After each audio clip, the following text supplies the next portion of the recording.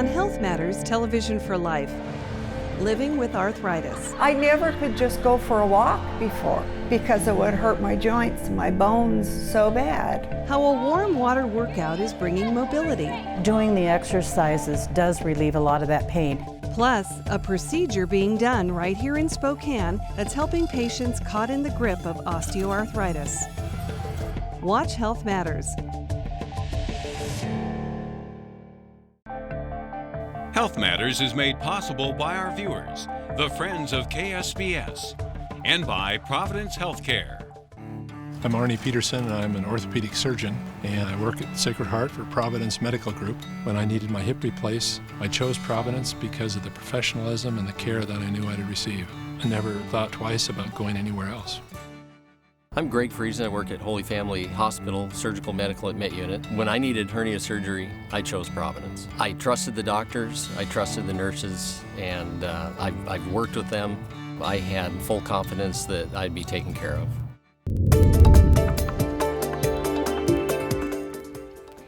Good evening and welcome to Health Matters. I'm your host, Teresa Lukens. Arthritis is often linked to minor aches and pains that strike as people get much older, but it's much more than that. 50 million Americans have it, including 300,000 children. And so tonight we are going to examine arthritis, which is the leading cause of disability in the United States. And here to share their expertise is our expert panel. Dr. Rebecca Muntean works for Providence Internal Medicine. She is a board-certified rheumatologist and internal medicine expert. Brian Gates received his Doctor of Pharmacy at Washington State University, where he is the Associate Dean for Professional Education and Clinical Associate Professor. And John Lynch does advocacy work for the Arthritis Foundation right here in Spokane. And I want to welcome all of you and thank you so much for being here. Such an important topic, and as we mentioned, one that affects so many people. Dr. Muntean, let's first kind of establish what we're talking about, because there are different types of arthritis, and it's not just those aches and pains that some of us might feel. This is actual medical conditions. True. So arthritis, when someone comes in for arthritis, actually it can be it can mean many things. It can be anything from rheumatoid arthritis. It can be anything from gout or pseudo-gout. It can be osteoarthritis, which is actually the most common form of arthritis, or even a viral arthritis. Sometimes people that have actually more serious conditions like cancer can have arthritis secondary to that. People that have connective tissue diseases can have arthritis. So it can be many things that can cause a symptom such as arthritis. So it's different depending on what the person has. Now, does the largest portion of the population have the osteoarthritis? That's the number one. The most common cause of arthritis is osteoarthritis. And explain what that is. So osteoarthritis, it's thought to be a degenerative condition, and there's a lot of risk factors, but the most common ones are thought to be being overweight, and having any kind of trauma to a joint, having any kind of malalignment to a joint, an infection. Having an inflammatory arthritis can predispose someone to osteoarthritis much earlier. We in today's society, we think that obesity and malalignment seem to be the top risk factors of osteoarthritis. And talk about rheumatoid arthritis, which is what John has, and we're going to talk to John about that and the work that he does. But what is that condition? Rheumatoid arthritis is an inflammatory autoimmune disorder that can affect children, and it can start at any age, and adults. And it can be pretty disabling disease if it's not treated appropriately. I think we're pretty lucky in 2013 with the medications that we have to treat people compared to in the mid-90s when all we had was steroids, pretty much. Mm-hmm. And John, that's sort of part of your journey. You actually were diagnosed as a child, almost misdiagnosed because it was so many years ago. But talk about your story, and thanks again for being here, because it's very rare that we get a chance to actually talk to a patient and someone who works on behalf of the patients. You're welcome. My odyssey with arthritis started when I was 11 years old. At that time was diagnosed as rheumatic fever and was treated with bed rest and oral penicillin. And being an active 11-year-old, being bedridden for 5 months was like a life sentence, so I could hardly wait to get out of bed and go back to school. But it wasn't until I was at the University of Washington and went to the School of Medicine's rheumatology department, I was actually diagnosed with juvenile rheumatoid arthritis. And at that time, the only medicine that was prescribed for me, and that was back in the mid-60s, was high doses of aspirin. So as Dr. Montine has explained, we've come a long way since then, and one of the benefits that I have derived from the advancement in the treatment of rheumatoid arthritis was the development of drugs in the late 90s, early 2000s, which made a significant difference in my life. And as a result, I became an advocate for the Arthritis Foundation. So talk about some of the work that you do then on behalf of other patients and trying to work toward finding new drugs, finding a cure eventually for this disease. Well, the Arthritis Foundation has been around almost as long as I have been.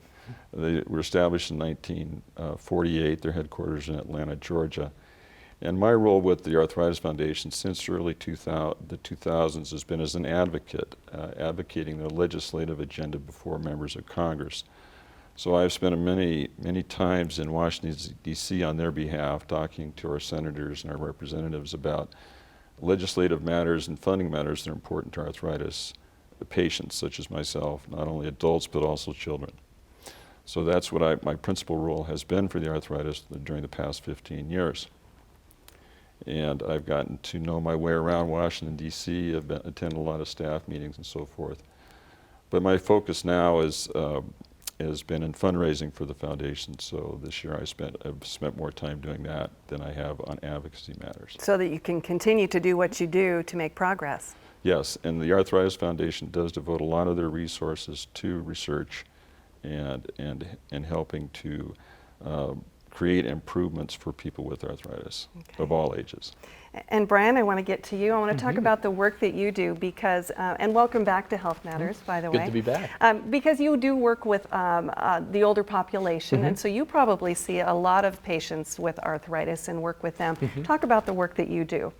So I actually work through WSU, and we have students at the Providence visiting nurses, so we actually do home health care, and as part of that we actually will see people in their homes, and we're basically there to try to help sort out medication problems. And from the side of arthritis, of course, there's a lot of over-the-counter medications that can be used to treat arthritis, and sometimes that does complicate things a little bit more because there are at times confusion between people taking over-the-counter medications that might be similar even to some of their prescription medications, and some of those can have a lot of side effects and problems that people might otherwise consider to be pretty safe just because they're over-the-counter. Because they're trying to just sort of handle it on their own? Is that what you're finding? Partly, and then just from the effect of some of the medications can be very safe, but especially if they're used frequently or in high doses can be an issue, and it's often as we call them, NSAIDs or anti-inflammatory medications, and ibuprofen's the most common one. Aspirin is one of those, and naproxen or Aleve that's over the counter, and there are a few others, but those can be hard on the stomach sometimes, can be hard on the kidney, can be a problem for people with heart failure, for instance, and so they can be used and be very effective, but we also have to be careful with them, and if they're not working with the physician or someone who's following that, we have seen people end up in the emergency room and issues like that too. I think they forget that those can be a dangerous drug, even if they're buying it over the counter. That's right. Talk about some of the prescription medications now that we're finding for the different forms of arthritis. Yeah, there's actually been quite a lot, and as John mentioned, that's really taken off within the last several years, and we've gone from things initially that were more just for pain and some inflammation like aspirin is or the steroids would do, to now where there's several different agents that actually will help prevent the body from attacking the joints that happens with rheumatoid arthritis. Somewhat put it into a remission type stage then? Well, or do we hesitate to use that term? term? We do call them disease modifying in the sense of actually preventing that damage, and we hope that it could essentially induce remission or at least keep it from getting any worse, and sometimes doesn't do that necessarily for all patients, and certainly feel free on that to. I guess we're hopeful that we put that we get patients to remission, but we haven't been able to fully prove it. We have proved that we actually decrease inflammation and decrease the amount of erosions. Patients feel better. Quality of life is much better. So when we look overall at the quality of life and the disease activity, it's much less. So the medications that we have, especially the biologics, have made a huge difference. And we have now many classes, not just one, that have made a difference in patients' lives. But we're still not to the place where we're working towards, and we do combination therapy sometimes in order to achieve the greatest goal of remission. So probably trying to find that balance in each patient where those medications will either work together or individually. And we're still trying to figure out what remission is. Is it not seeing inflammation physically when we do the exam and then getting x-rays and making sure there's no erosions, no progression of disease. So it's always a question, what is remission? And making sure a patient feels great is always quality of life, and that always is the most important thing also. And John, I'm sure you can speak to that, having lived with rheumatoid arthritis your entire life, essentially, yes, and the changes that have taken place and the different medications you've taken along the way. Well, I think the point is well made that because of the advancement in the treatment, that my personal situation has resulted in not stopping the progression of the disease, but certainly making my life more livable. And one of the things that I feel is important to stress is that once the condition is under control, the patient also has a duty to do other things, do self-management outside the field of medicine, whereby they can, for instance, be exercised properly, eat properly, work with their physicians on these things, but make it a part of their lives just as much as getting up in the morning and going to bed at night. They should do these things so that they can have a better quality of life and not suffer the disabling effects that a lot of people with arthritis suffer, and as a consequence cannot work or cannot do the work that they really want to do, and consequently suffer economic loss as a result. I agree. Actually, we know now more than ever that staying physically active and being as conditioned as possible improves quality of life much more than anything else in many diseases, not just arthritis. So it's sometimes hard for patients that are in pain to understand and to see themselves starting an exercise program.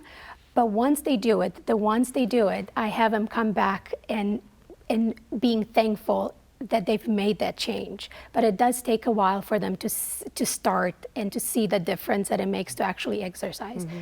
And the warm water exercise, the warm water therapy, it's actually the best way to start. Well, and in fact, I think this would be a perfect time to share with everyone that story, because when you are in pain and suffering from arthritis, the last thing, as Dr. Bunting mentioned, you want to do is exercise. But it's actually one of the very best things that you can do for your joints.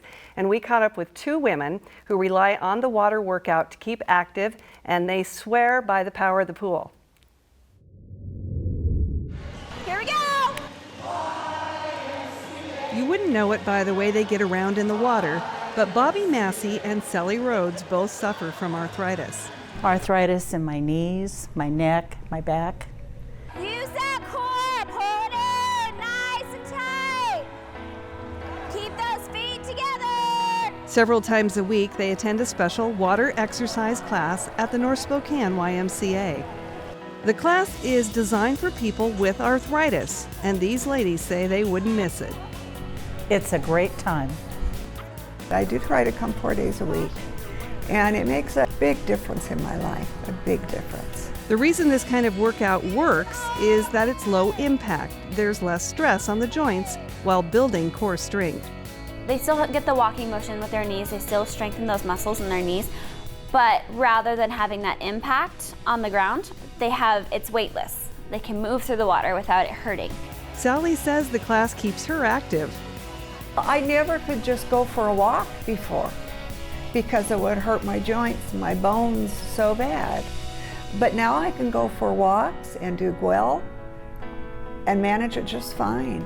You should be in a V! Instructor Alex Furman has seen it firsthand.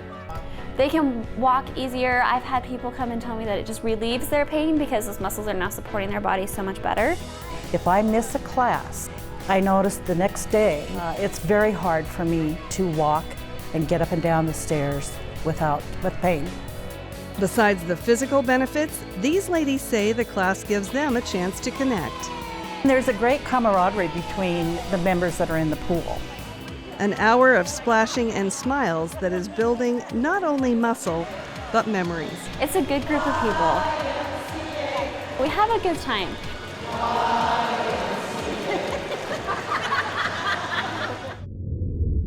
And that water exercise program that Bobby and Sally take is offered at all 3 of the YMCA's in Spokane. We have posted a link to the WISE website. Just go to ksps.org and click on Health Matters. And I think what I also take away from that is that the camaraderie of, and they're just how much it helps them to get together with other people and get in the pool and do that exercise. That everybody kind of has a little bit of pain and they still do it, and it actually helps it's them. It's a great support system.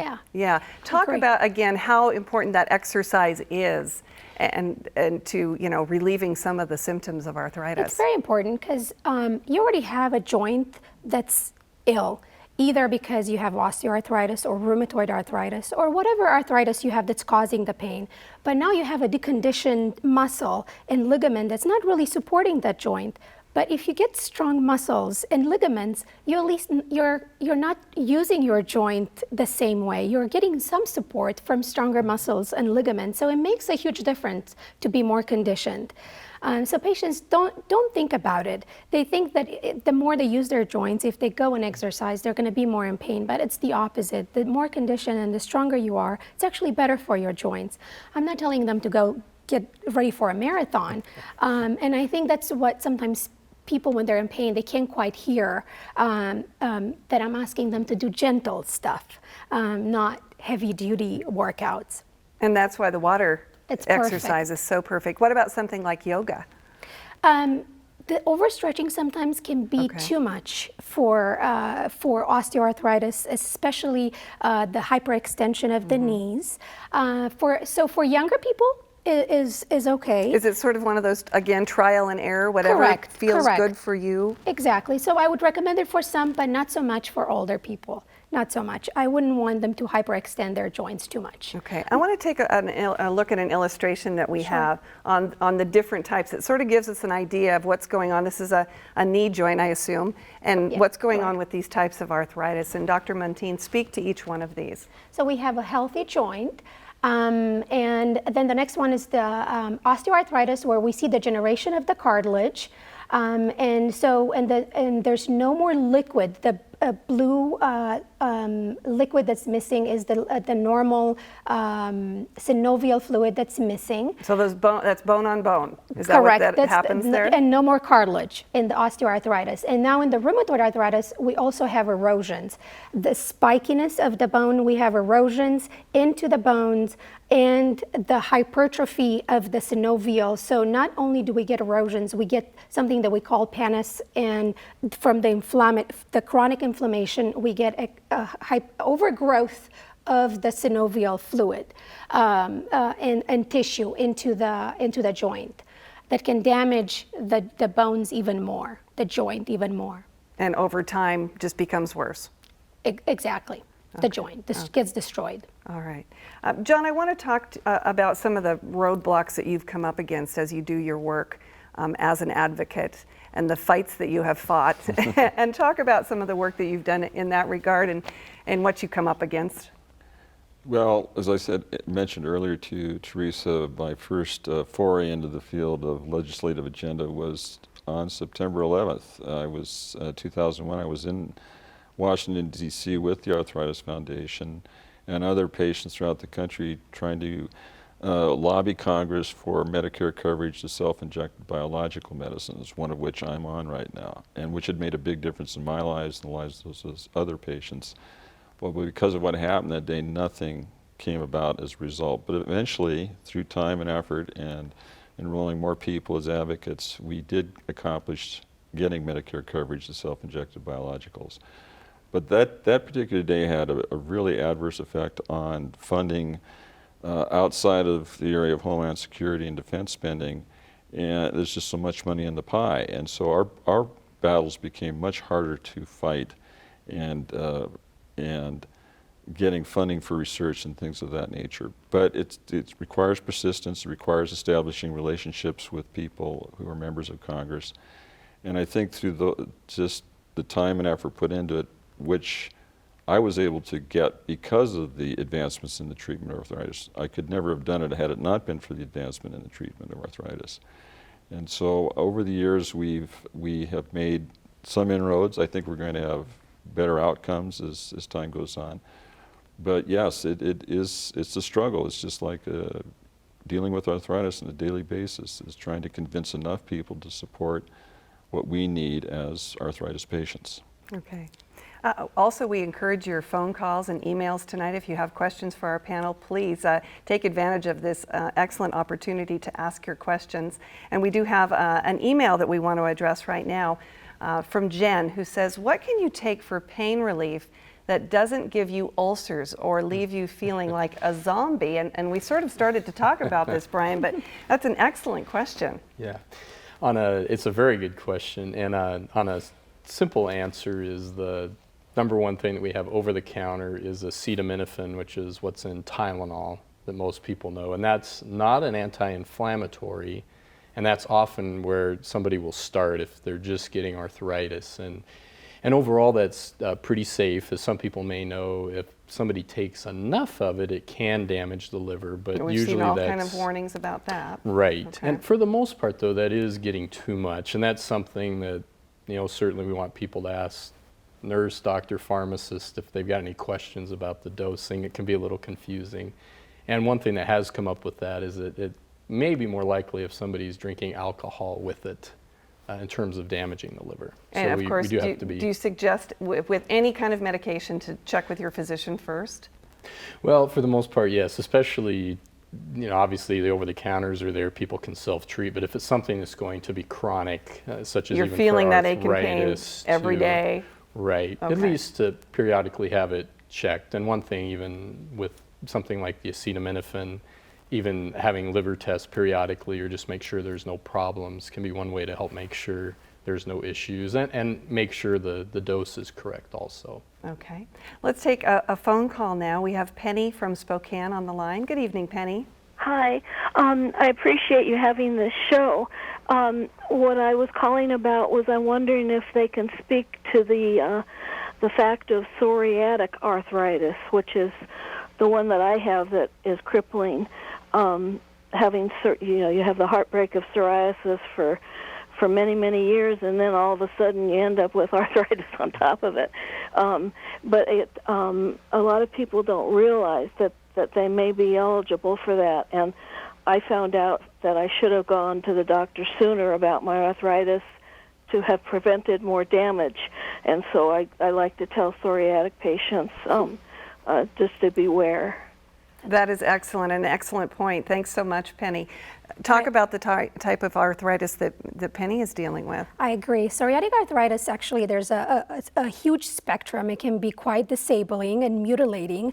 And I'm not sure, Penny, if yours is that severe. There's a type that's actually called psoriatic arthritis mutilans that can give you pretty disabling shortening of your fingers. And then there's some that's not as deforming that needs to be treated very aggressively. And some that are almost rheumatoid arthritis-like, so different forms of psoriatic arthritis, and so very important for people that have arthritis. Is the onset different than the garden variety of arthritis, or is it show the same type of symptoms? Same types of symptoms, but usually a rheumatologist or a physician should be able to pick up on the difference. And how is that treated?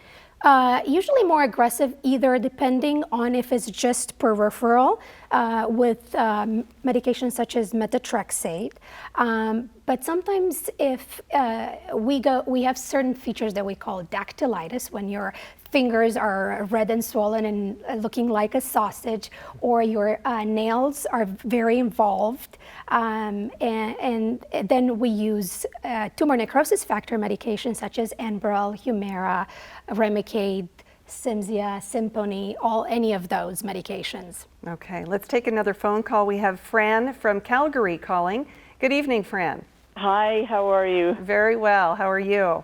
Not bad, thank you. A little snowed in here.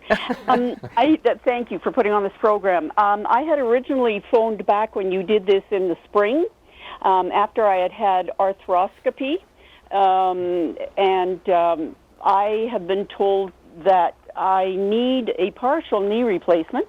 However, I have fibromyalgia, so I react to the drugs a lot and to pain, and it took about 10 weeks until I finally got a cortisone shot, which helped a little, but then I wear a removable knee brace.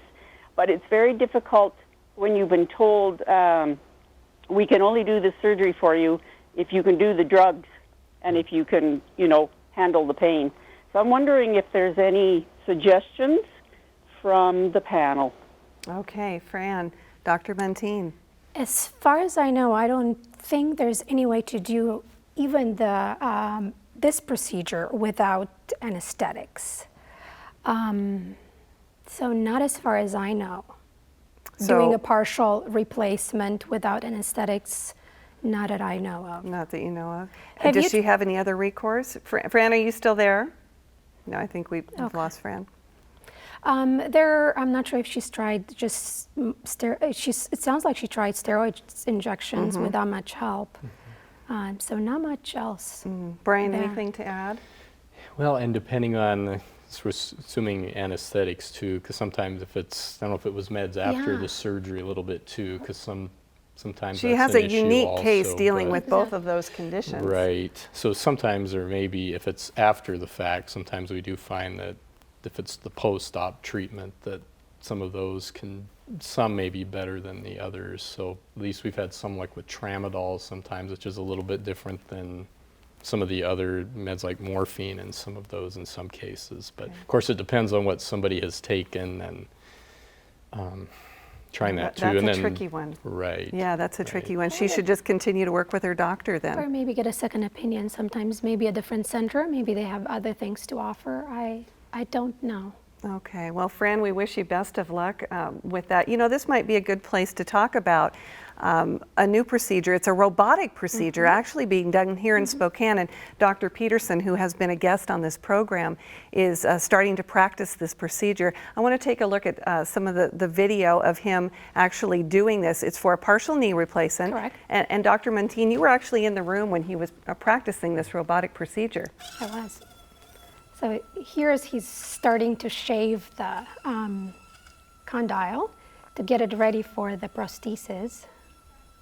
Because we do see a lot of patients that will need this procedure. Correct. And he's very impressed with the results. And he's been doing it now at Providence. And what are the advantages to doing it this way than the traditional knee replacement with the robotics? So he would be a better person to go into this, but from his perspective, it seems that once you get trained, the robot does the work and it does it right every time. So as an orthopedic surgeon, it seems like you have to do a lot of procedures in order to get your hand and be really good at a partial replacement. As this, you only have to get trained on how to use the robot, and then you would be able to do it right every time. Okay, and Dr. Peterson actually explains a little bit more about the procedure that he's practicing in this video. I think if you're a candidate for a partial knee replacement, which is a small percentage of patients, maybe 10% of all the patients that are going to have a knee replacement are candidates for this. But if you have this replacement, then you save both ligaments, your anterior cruciate, your posterior cruciate, and you save your kneecap and the joint, the patellofemoral joint, and you save your lateral joint and the meniscus. So all you lose is the diseased part of your joint. You're realigned and balanced, so you have a much better function than a total knee replacement. That's amazing, and probably a lot less invasive, so your recovery time is going to be a lot quicker than in traditional methods. That's pretty neat to see those kind of advancements being made for quality of life essentially then, and because we have an aging population, we're going to probably see more of that. Correct. Let's take another phone call. We have Susan calling in from Idaho. Good evening, Susan. Yes, good evening. I have a question regarding injury, like a window came down on my fingers and arthritis is just set in there, and I dropped a big rock on my toe. And my question is, yes, this arthritis from an inflammation there, but I don't believe it would spread elsewhere because it's an isolated case. Is that a correct assumption or not? Dr. Mentine? It sounds like a traumatic inflammatory arthritis, and sometimes that's true. So it's only time will tell. So it sounds like if you only have it in those two locations, that it's only related to the trauma. But in time, if you develop it anywhere else, then it could be a systemic disease. Susan, are you seeking treatment? I beg your pardon? Are you seeing a doctor for these? No. I'm never had osteoarthritis. I'm in my 60s, but I run. I do marathons. I'm underweight. I never eat sugar, and it hasn't spread anywhere. But it's kind of uncomfortable because when the rock dropped on my toe, you don't set big toes usually. I just ignored it, and it seems to be getting a little better. The fingers were damaged badly when a window came down and broke all my knuckles, and I didn't bother going to a doctor. I'm kind of a John Wayne, but it hasn't spread beyond that. And one of my friends said, well, it could go into your whole system. And I said, that doesn't make any sense. I mean, if it's peculiar to an injury, I don't see how it could spread elsewhere. Well, it sounds like you're correct. Correct. It sounds like Dr. Mentine agrees with you. Thank you so much for your call tonight. Thank you, Susan. She's also brought up a point there where she talked about, her overall health being very good and she exercised. We haven't talked about the diet aspect of this. Can you help with any of the symptoms by controlling what you eat? Are we finding any sort of food combinations or things that people should avoid? Very much. I don't think there's a specific diet. I have seen, and through the years, I have offered different diets to patients, and I have seen patients do different diets through the years. Anything from gluten-free diets, dairy-free diets, vegan diets, avoiding nightshades, different high alkaline diets. So different type of diets. And if people read, even I've had patients that had read different things on the internet and they've done it, that promised them to cure them of arthritis. But I think at the end of the day, what I recommend, it's a whole foods diet, avoiding as much as possible saturated fats, incorporating as many vegetables and fruits, and avoiding processed foods as much as possible. And I think that it's going to benefit someone much more than anything else. So avoiding a processed diet and an unhealthy diet. John, have you found over the years that a certain diet helps you or can actually cause a flare-up with your rheumatoid arthritis? No, I've not found that, but I have found that watching my weight enables me to do my exercise more often and more easily. And so I do watch what I do take in, as Dr. Mentine says, the kinds of foods that go into my system enable me to have a proper exercise regimen. So I think they go hand in hand. Another aspect might be, and maybe Dr. Mentine can talk about this, are natural anti-inflammatories such as I believe fish oil, that can be incorporated into a person's diet without too much discomfort and have some benefits from it. Okay. Let's take another phone call. We have John calling in from Alberta. Good evening, John. Good evening. I'd like to know the thoughts from your guest about medical marijuana as a relief on arthritis. Okay, and we now, in the state of Washington, have legal marijuana and of course have had medical marijuana. Have we found any relationship between the two? So I've looked at it just because it's considered a medication. There is some data when it comes to pain. So I do agree that it does have some pain properties. I do not prescribe it. And so I think that's as much as I will say. So, and I think I will pass it on to you. She's passing the ball. Well, it is an interesting question, as Teresa brought up. Certainly here in Washington, it's going to be a little more interesting too with how some of that works out. And I certainly run into people who have used it before and say for different painful conditions will say it is helpful. And of course there are some possible health effects, and part of that certainly is just like any other medication, making sure it's the right dose too, and being careful with that and not always thinking that if a little is good, more is going to be better. And so I would, even though people don't always like to let the healthcare providers know if they are taking that, because again, the idea that you can get it, that it might be entirely safe, even though some people maybe do well, we certainly see some people who have some problems with it too, and have to be careful with that. Okay, and again, like anything, it's important to share that information with your physician. We talked at the beginning of the show that 300,000 kids in this country have arthritis, and we have a question pertaining from Bill and Carol that are emailing us.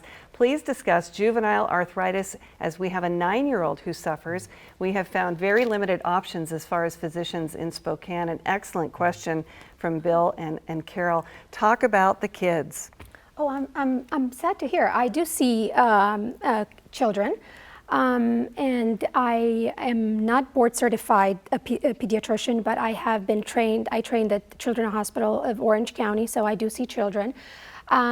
It's very important that children get attention right away, and we treat them as hard as we can, as soon as we can, so we prevent disabilities and deformities and growth abnormalities, because arthritis in children affects them at every level.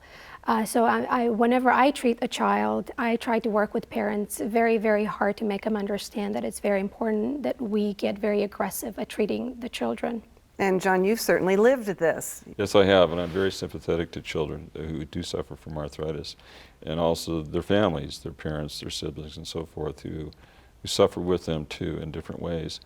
And I'm glad we're touching on this point, because there is legislation that will reauthorize the pediatric subspecialty loan repayment program to provide incentives for pediatricians to go into subspecialties like rheumatology and have pediatric rheumatologists available for people in the community.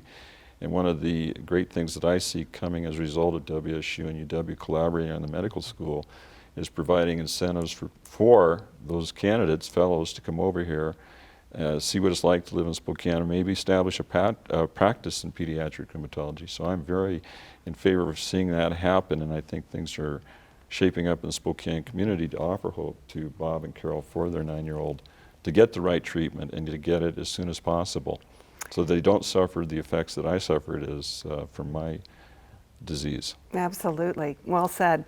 How different are the symptoms in kids from adults? Because they are quite different. They are different. I would say the pain is different. Children don't really complain of pain as much. Their main symptoms are limping, the swelling is very obvious, and sometimes the deformities. So if they have swelling in their hands, sometimes they get contractions in their fingers much faster. So they'll have their hand in this position. If they have swelling in their knees, depending on their age, they'll end up having a longer leg or a shorter leg. So it's pretty obvious, and that's what causes the limping. It's not the pain. It's usually either a shorter leg or a longer leg. So the symptoms that way are different, and as they grow, if the arthritis is not controlled, also they end up having a smaller jaw. They end up being shorter. So it's very important that the arthritis is treated aggressively as soon as possible in a child. Okay, let's take another phone call. We have Morris calling in from Lethbridge. Good evening, Morris. Good evening. How are you? Very well, thank you. Thank you for taking my call. I'm 68 years old. I'm an old dinosaur. Oh, you're not that old, Morris. No. Anyways, I have type 1 diabetes, and as well I have rheumatoid arthritis. In 2009, they started treating me with methotrexate. I was on it for just over 2 years, and then a lot of bad side effects. So I quit. And the strange thing is, after I stopped taking it, I was helping a friend. I fell off a roof 17 feet, and I landed and never broke nothing. Nothing happened to me. But it just like as if my rheumatoid arthritis went into remission, nothing bothered me. Doctors couldn't explain it. Really? Honest. That's the honest, absolute God and truth. Well, that is quite a story. Yeah. Yes, it is. Anyways, after that, I was just, maybe about 13, 14 months, started to feel the pain again. So, talked it over with my doctor and went on not methotrexate, but Humira. And I've had lots of problems with Humira, so in fact, 2 weeks ago, they instructed me to stop. It really bothered my nerves bad. I was very agitated, couldn't sleep. A lot of things, were coming up. And, I haven't been on it very long, so I'd like to direct the question first to John.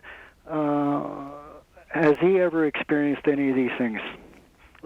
Well, I've never fallen off a ladder at 17 feet, I can say that for sure. But one of the important things you brought up is the risks and benefits of treatment, and either getting the treatment or not getting the treatment. And one has to weigh those, particularly with drugs like Humira and other biological response modifiers. There are risks, and they should be discussed candidly with the physician, particularly in the case of children, and when they're put onto those, because I had to weigh them myself, and infection was a big issue, and still is. Certainly increase in risk of tuberculosis, lymphoma, even death. And so these are decisions not lightly entered into, either for yourself or for your children. But it should be done with the doctor who's treating, and so the patient can make the right decisions. And so Humira may not work for this caller, but something else may. And the main thing with rheumatoid arthritis is just stopping the progression of the disease and living a better life. So if that's not working, maybe something else will. Something else could, and something could be working for a while and then sort of turn on you too. So yes. Medications need to be addressed and adjusted. Correct.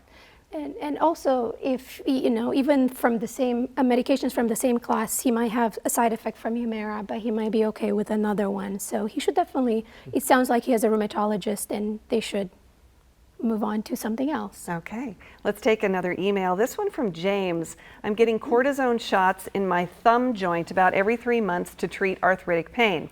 Do I need to worry about the long-term effects of this drug treatment, and when should I consider surgery? And that coming from James this evening. And Dr. Muntean, excellent question. I agree. So I think the most important thing, it would be how old James is, because that would play a role. In someone that's older, they could continue with injections every 3 months for as long as it helps. And they shouldn't consider, we don't really... So there's no worry about how long you use cortisone? No, not in a small joint like the thumb. And what type of surgery would he be a candidate for then? He would have to see a hand surgeon, but there's not many hand surgeons that do any kind of, he could probably get a fusion of the joint, but that's probably it. But maybe sticking with the cortisone is the best. Probably. At this So point? if he's an older gentleman, sticking with the steroid shot for as long as it helps him, it's probably good. Okay, let's take another phone call. We have Nancy calling in from Calgary. Good evening, Nancy. Good evening. I was very interested in your presentation tonight.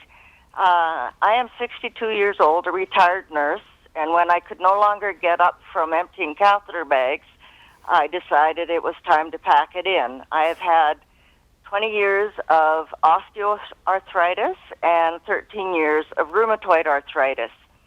And my question is, because I hear the biologics being mentioned as well as the methotrexate, I have been on Plaquenil, which really didn't seem to do too much for me. Then I've been on methotrexate for about 7 years, the last year of which, of course, I had ulcerations in my nose that were quite profuse, and I was not, in my estimation, attended to properly. So I myself took myself off methotrexate. Now, in Alberta, you have to have failed methotrexate and or Areva, but been able to take one or the other in order to be started on biologics. so I can't escape the next trial being Areva before I get a chance to try the biologics. I've already had arthroplasty of my left hand and first, second, third metatarsal fusion right foot, and I'm headed for the left foot in January. I'm actually quite mobile, but I have done aquasize. The coldness of the water, however, has stopped me from going to that particular program. But I was just interested in what you might have relative, what your thought is relative to the medications and how that differs with the American system. Is it necessary for someone to be on either Areva, methotrexate, in order to also be on the biologics, or can they be done exclusively separately? Okay, Nancy, thank you so much. Boy, a lot going on there. Yeah. Let's try to sort of break that down then with the different drugs that Nancy has been on. Now, obviously, the system in Canada different from the system in the United States. But I would say in a lot of cases, usually they will require trying some other medications, and at least first in many cases, and certainly I speak to that a little more too. But there are, as we brought up, the different options too, both from how they work and some of the different side effects also. And even Arava can have its side effects, sometimes works well, at least some of the patients I've had too. So it sometimes can be worth the try, has some toxicities to it certainly, and that's where they've gone to some of the biologics as advantages. But certainly from your perspective too, because you're dealing with that more on a day-to-day she's trying basis, to treat two different kinds of arthritis also, so there's a lot of things. Something that I wanted to say to her, she should try injectable methotrexate first. That does not cause mucocutaneous side effects, so that might be appropriate. And that's where the ulcers in her nose Correct. Came. Okay. So that might be appropriate first. And then here in the States, depending on patient's insurance, sometimes we sometimes can bypass medication, some of the DMARDs, and go to monotherapy with biologics. Sometimes we cannot. So it's all sometimes a little bit of a game, and it depends on the patient's case. Sometimes if they're not a candidate for methotrexate because they have lung fibrosis, and I wouldn't be able to start methotrexate. So it's on case, on each patient is different. So sometimes you have to start with a biologic because they can't take anything else, and then you just have to take the insurance on, or sometimes the insurance is not an issue. You just never know. And maybe that's something you can talk about also, John, is those complications that can come into play when patients are just wanting relief and then they run into these stumbling blocks. Yes, and this college experience is something I've been through. I tried everything, and it reached the end of my rope, and methotrexate, prednisone, virtually everything except gold shots. And I've never had those, but that was a standard remedy and may still be used as far as I know. It wasn't until I was able to get onto the biologics that my life turned 180 degrees. But the big thing was the expense, and I think that's a stumbling block. I think that's why insurance companies and others force you to go through this progressive treatment. And sometimes it's a good thing, I suppose, but in other respects it can be a stumbling block to having adequate treatment because of the cost. They are very expensive drugs. They can run $20,000 a year easily, and if a person's insurance doesn't cover that, or the copay is a percentage as opposed to a flat dollar, it can be cost prohibitive. So being put through the hoops maybe is the only way she's going to get to this, and it's difficult to know someone is suffering, but sometimes it's just something that we go through to get to the next phase. Now maybe she can bypass that in Canada. I think here in the United States we're confronting it in Congress right now, Patient Access to Treatment Act, whereby we're trying to take drugs out of a certain tier to make them more affordable to the patient. So cost is a big issue in the treatment with biologics, that I know. Okay, another phone call coming in, this one from John here in Spokane. Hi, John. Hi. My problem, I have arthritis also in my knees and my hands and my back. I'm finding a lot of relief with heat, jacuzzi heat, water therapy, And you know, my insurance company will cover for me for a ramp. They'll give me a wheelchair. They'll give me canes. They will give modify my bathrooms and everything. But for some reason, they don't believe. I guess they don't believe that the heat therapy for like those new walk-in tubs with the jacuzzi jets and the heat, or even a jacuzzi, is, to me, seems at my point, at my age, is very comfortable for me, and it's an everyday therapy for me at home. But they don't seem to want to cover that expense. I hear they'll cover the biological drugs and everything out at a major cost, but for an everyday person who just wants relief, I'm finding, like I said, the jacuzzi heat, the water therapy, and I'm thinking about buying one of those new walk-in, sit-down water tub things, just because I want the everyday relief. And I have a problem that the insurance companies will not cover that. They think it's more entertainment than they think it's therapeutic. And I have trouble with that. Yeah, it certainly is a battle you need to keep fighting, John. Thanks so much for your comments tonight. And again, that's what's working for John.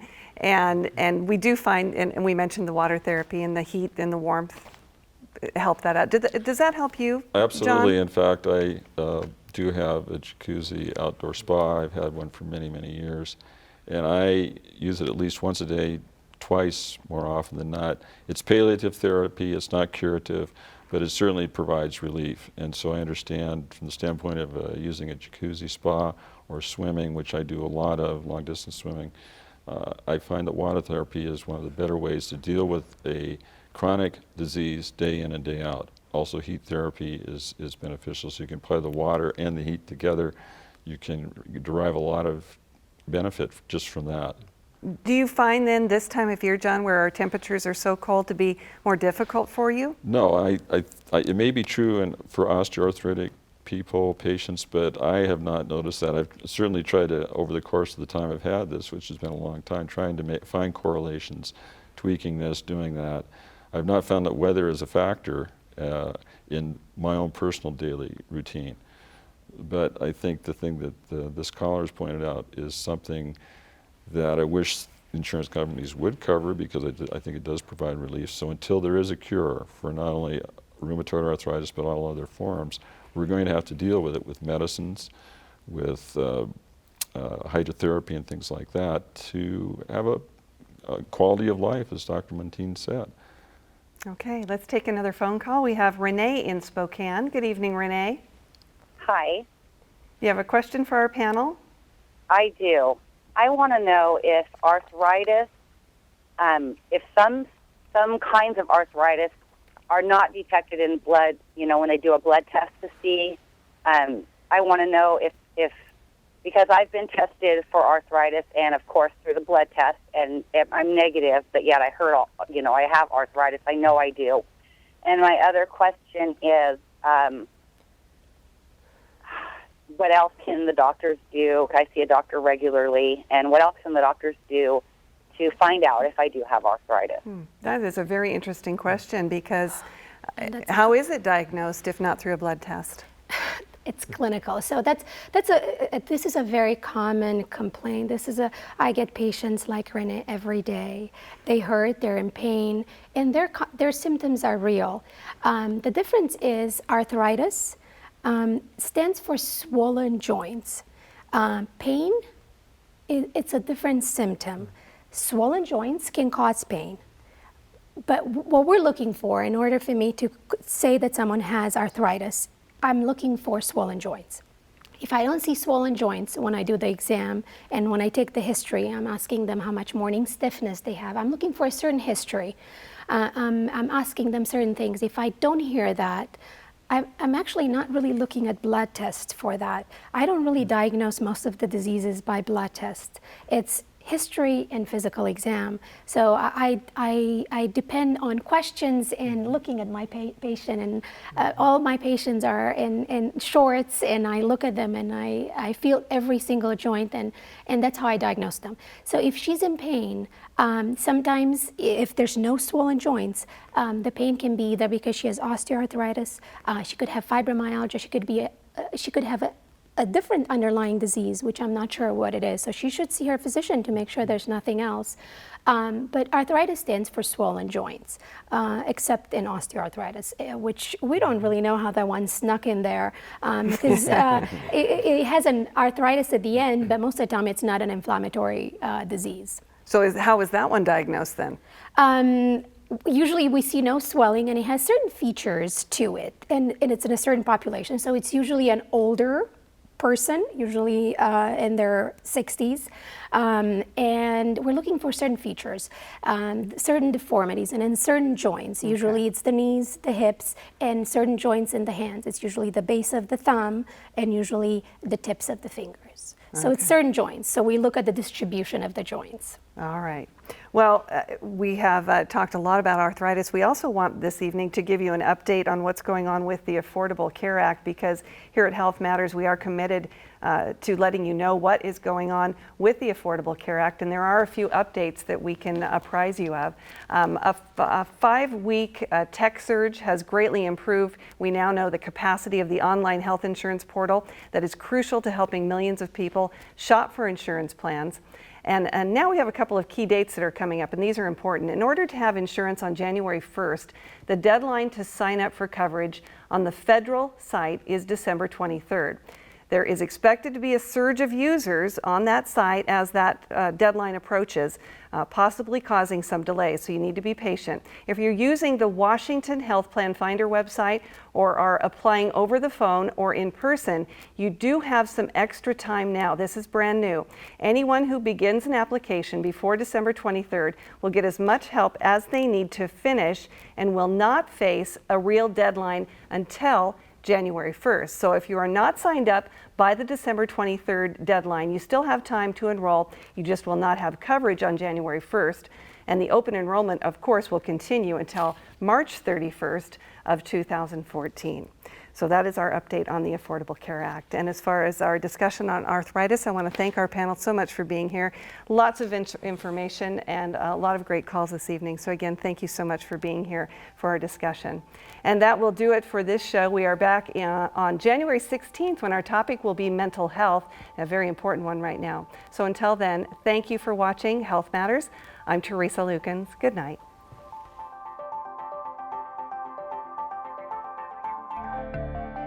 Health Matters is made possible by our viewers, the Friends of KSPS, and by Providence Healthcare. I'm Arnie Peterson, and I'm an orthopedic surgeon, and I work at Sacred Heart for Providence Medical Group. When I needed my hip replaced, I chose Providence because of the professionalism and the care that I knew I'd receive.